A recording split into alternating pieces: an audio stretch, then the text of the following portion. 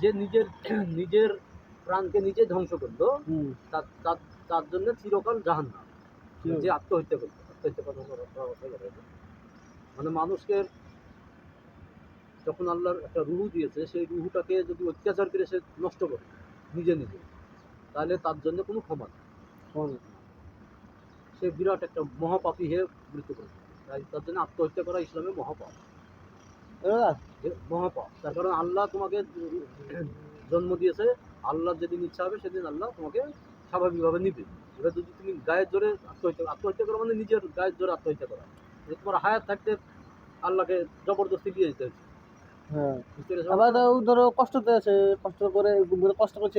যতই কষ্ট বলতে দুনিয়ার কষ্ট কি কষ্ট, এবার দেখা যাচ্ছে সাময়িক কষ্ট হচ্ছে তোমার। যদি এরকম কষ্ট হয়, এই কষ্ট থেকে তুমি, আল্লাহ তো বলে দিয়েছে যে আমার পৃথিবী প্রশস্ত, কি এক জায়গায় ভালো লাগছে না, রিজিকের সন্ধানে অন্য জায়গায় চলে যায়, হিজরত কর।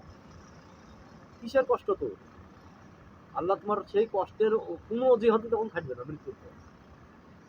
তুমি যে কষ্ট ছিলে তার থেকে কঠিন কষ্টকর কোনো ব্যক্তিকে তোমার সামনে এনে খাড়া করবে। এর থেকে তুই কষ্ট ছিলি, একটা অন্ধ মানুষকে তোমার সামনে খাড়া করবে, এর থেকে তুই কষ্ট ছিলি একটা ন্যাংরা মানুষকে তোমার সামনে খাড়া করবে। এর পা নাই, তারপরে কষ্ট করে জীবনযাপন করে, এর থেকে কি কষ্ট ছিল? তো সবই ছিল, কোনো অজুহাত আল্লাহর কাছে থাকবে।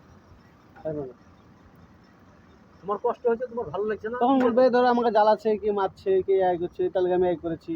ওই তো বলবে যে পৃথিবী কি তোর কাছে, আমার পৃথিবীটাকে সংকীর্ণ ছিল, পৃথিবীতে প্রশস্ত অনেক, আমার পৃথিবীর অনেক জায়গা আছে, তাহলে সেখানে তুই যেতে পারতি, আত্মহত্যা করতে। তোর এখানে ভালো লাগছে না, অন্য জায়গায় হিজরত করে চলে যা।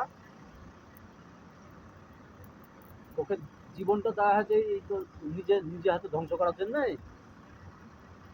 আত্মহত্যা যারা করে শয়তানের পাল্লা পেড়ে পড়ে, ঠিক আছে? হায়াত থাকতে তারা হায়াত নষ্ট করে, এটাকে বলে হায়াত থাকতে হায়াত নষ্ট করে। আল্লাহ কিন্তু আর হায়াত নষ্ট করে নিজে হাতে নষ্ট করলে কিন্তু আত্মহত্যা করে, নিজের জীবনকে নিজে ধ্বংস করে। তাহলে আত্মহত্যার জন্য আল্লাহ কোরআনেও বলে দিয়েছে যে চিরকাল জাহান্নামী হয়ে থেকে গেছে। আল্লাহ রহমানুর রহিম, দয়াশীল, সে রহম করলে সেটা তার ব্যাপার, তাকে তো মানে বাধা দরকার নেই। মৃত্যুর পর সে যখন হাসর হিসাব কিতাব হবে তখন আল্লাহ বুঝবে। কিন্তু বাস্তবতা যেটা, সেটা হচ্ছে আত্মহত্যার করলে সে জাহান্নামী। আর নবী কোনো আত্মহত্যাকারী জানাজাও পড়ে, জানাজার নামাজও পড়ে নবী। তাহলে আত্মহত্যাকে এত আল্লাহ এবং আল্লাহ রসুল ঘৃণা করে। আত্মহত্যা জিনিসটা খুব খারাপ, এটা শয়তানের পাল্লা পেড়ে পড়ে মানুষ। যখন রাগ হবে, ভালো লাগবে।